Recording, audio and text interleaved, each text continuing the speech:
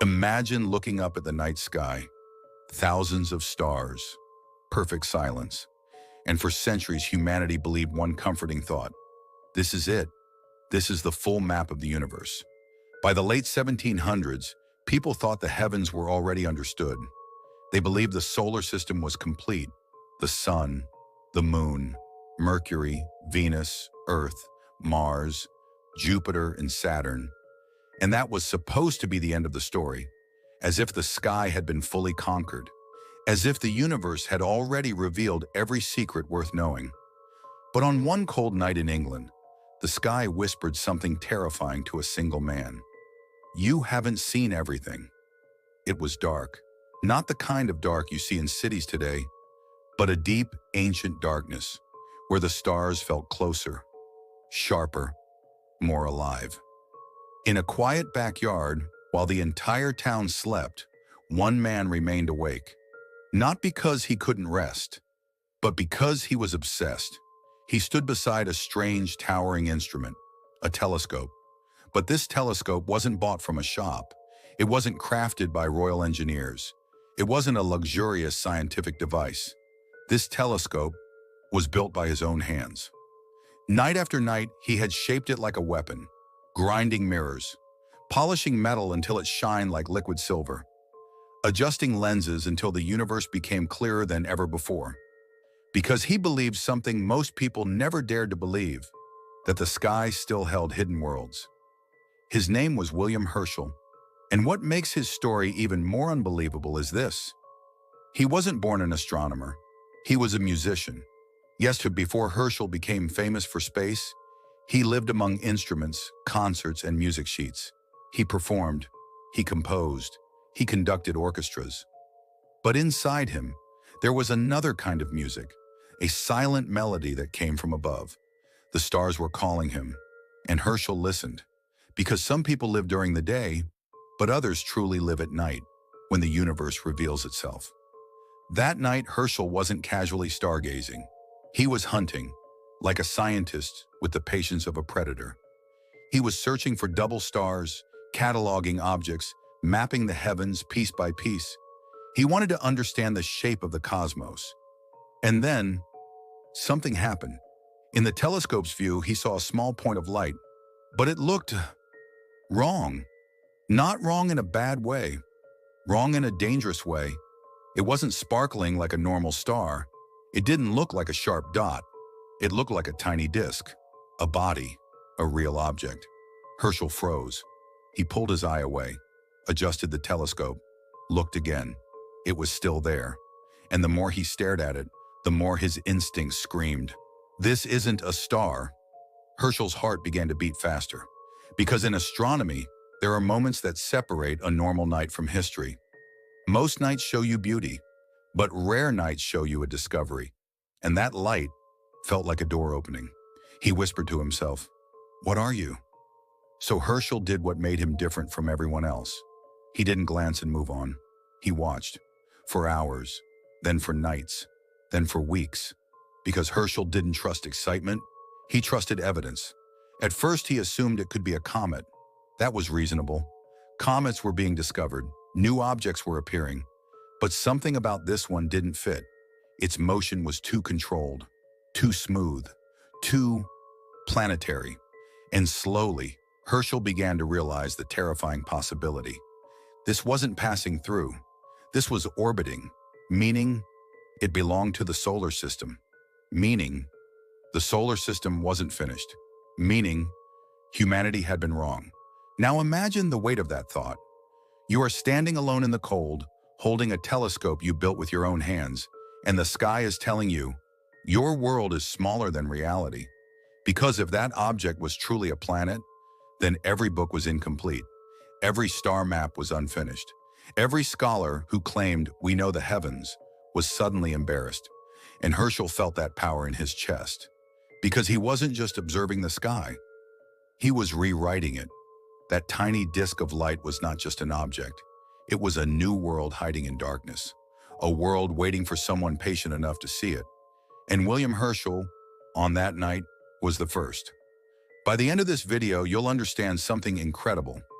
William Herschel didn't just discover a planet, he proved that the universe is not a closed book.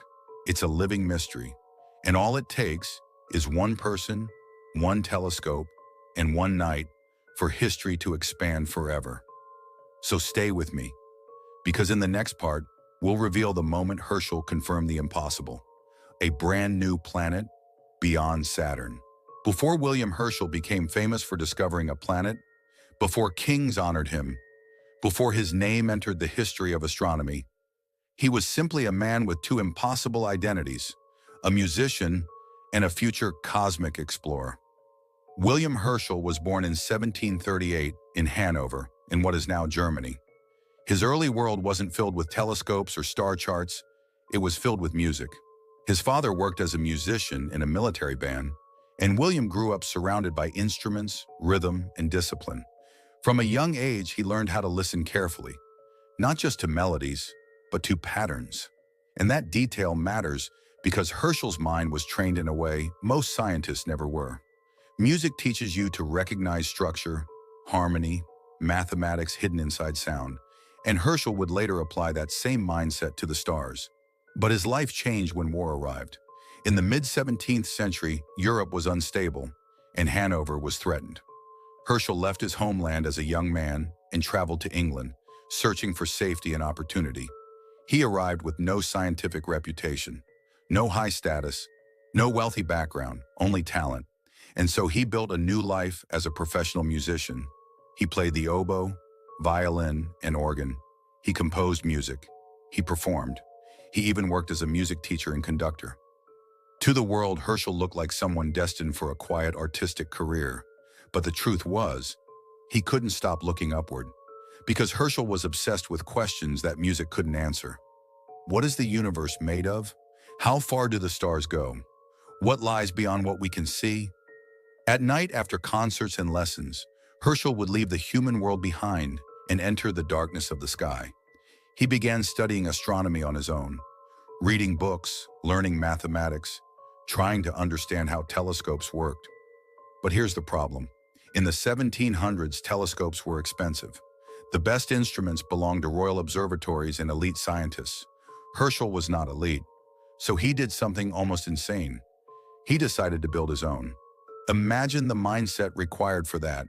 A musician, without formal scientific training, deciding he would create instruments powerful enough to explore the universe. He began grinding mirrors by hand, polishing metal for hours until it reflected light perfectly. He measured angles. He designed tubes. He experimented again and again until his telescopes became larger and stronger. Slowly, his backyard turned into an observatory. Not a royal one, a homemade one. And in that backyard, Herschel's life transformed. Because he wasn't just studying stars, he was searching for secrets. He wasn't looking for beauty. He was looking for something no one had found. And he was not alone. His sister, Caroline Herschel, became his closest partner. She helped him record observations, organize notes, and stay awake through freezing nights. She wasn't just a helper. She became one of the first great women astronomers in history. Together, they watched the heavens like hunters. Night after night, Herschel cataloged double stars, nebulae, and strange objects.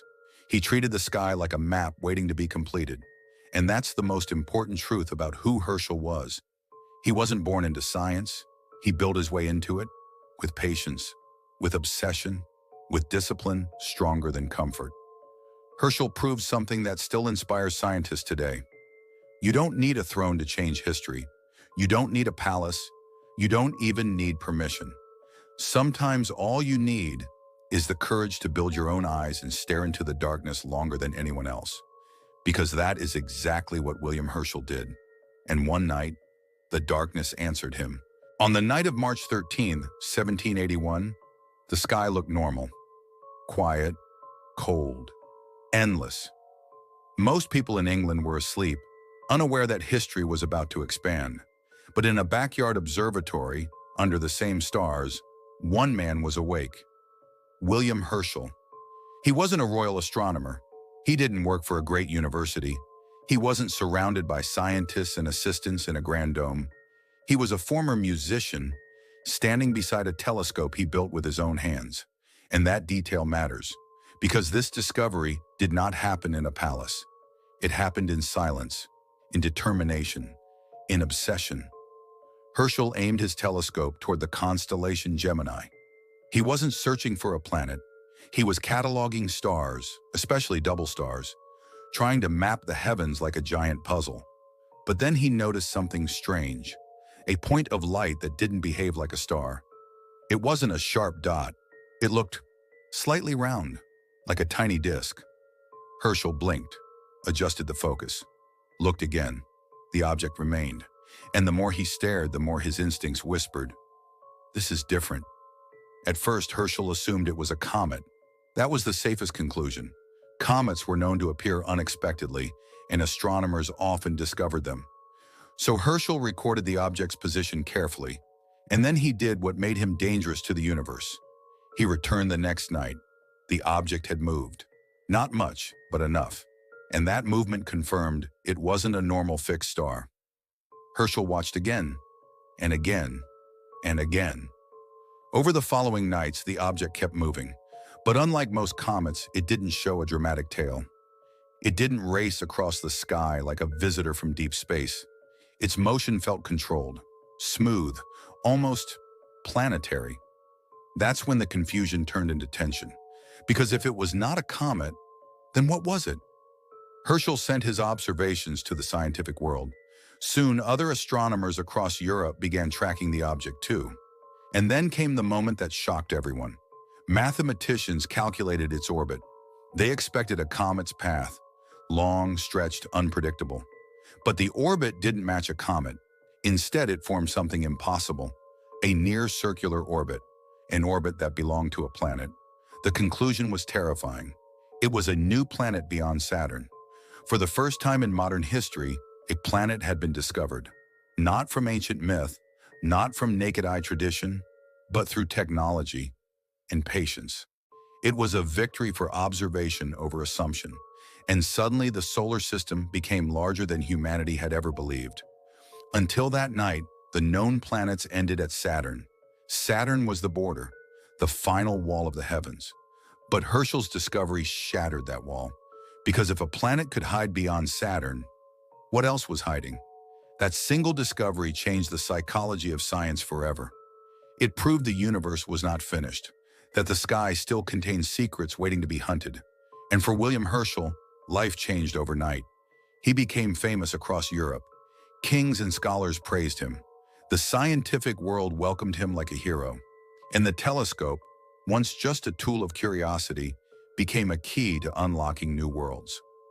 Herschel originally wanted to name the planet Georgium Sidus, in honor of King George III. But the universe didn't care about politics. Eventually, the planet was given a name worthy of the heavens, Uranus, a god of the sky. And that name fits perfectly, because Uranus wasn't just a planet, it was proof that the sky could be rewritten, that the map of reality was incomplete, and that one human, standing alone in the cold, could change everything, simply by refusing to stop looking. Most people think William Herschel's story ends with Uranus, a single discovery, a single night, a single moment of fame. But the truth is, Uranus was only the beginning, because once Herschel proved that new worlds could be found, he became obsessed with an even bigger mission, to reveal what the human eye had never seen. And in the decades after Uranus, Herschel didn't slow down. He accelerated. He built larger telescopes, stronger mirrors, wider tubes that could collect more light from the darkness. His instruments became giants, massive machines made of wood, metal, and polished glass. Not built by kings, built by him. And with those giant eyes, Herschel discovered things that made the solar system feel alive. Not just planets, but their hidden companions, their moons, their rings, their secrets. The moons of Uranus, Titania and Oberon. After discovering Uranus, Herschel began watching the new planet closely. Night after night, he aimed his telescope at it again and again, not to prove it existed, but to see what else it was hiding. And then he noticed faint points of light near Uranus. At first, they were almost impossible to separate from stars. But Herschel had experience now. He knew how planets move. He knew how stars stay fixed. So he tracked these lights carefully. He recorded their positions. And slowly, a pattern appeared. These tiny lights were moving around Uranus. They weren't stars, they were moons. In 1787, Herschel announced the discovery of two moons, Titania and Oberon. And think about the scale of this. Humanity had only recently learned Uranus existed, and now Herschel was already revealing its companions, its small hidden worlds orbiting in silence. It was like opening a door to a new room in the universe, and finding that room filled with life. The moons of Saturn, Mimas, and Enceladus. Herschel didn't stop at Uranus. He turned his attention to Saturn. Saturn had fascinated humans for centuries because of its strange shape. Even with early telescopes, people knew something unusual surrounded it, but no one fully understood what they were seeing. Herschel, with his larger instruments, saw Saturn with new clarity, and in 1789, he made another breakthrough. He discovered two more moons of Saturn, Mimas and Enceladus. These weren't just small discoveries. They were proof that the solar system was not simple. It wasn't a clean clockwork of a few planets. It was a complex system of worlds orbiting worlds. A cosmic family, layered and alive. Saturn's rings. The mystery becomes clearer, but Herschel didn't just find moons. He observed Saturn's rings in unprecedented detail. At the time, the rings were still a mystery. Some believed they were solid, some believed they were liquid. Others weren't even sure they were rings at all. Herschel studied Saturn obsessively, and he began noticing changes in how the rings looked depending on their angle. He realized the rings did not behave like a solid object. They had structure, division, depth. He couldn't see individual particles the way later science would, but he pushed the boundaries of what was possible in his time. Every night he observed, he sharpened the world's vision of Saturn. He turned confusion into clarity, and suddenly, Saturn was no longer a mythic glowing shape in the heavens. It was a real, physical system, a planet with architecture, a planet with beauty and complexity beyond imagination. Why these discoveries mattered. Here's what most people miss. Moons and rings may sound less dramatic than a new planet, but they are just as important, because they taught humanity a deep truth. The universe is not empty. It is full of hidden companions, hidden worlds, small objects orbiting silently, waiting for someone patient enough to notice them. Herschel changed the way astronomers looked at space. Before him, many people observed the sky for beauty and tradition. Herschel observed the sky like a detective. He believed every faint light could be a clue. Every shadow could be an object. Every nothing could be something. And that mindset is what opened the solar system wider than ever before. And the universe still rewards that mindset today. Even now, modern scientists discover moons around distant planets. Even now, rings are found around objects that were once thought impossible.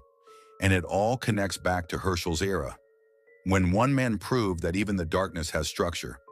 Herschel didn't just discover moons, he discovered a new way of looking. And once you learn to look like that, the universe never stops revealing itself.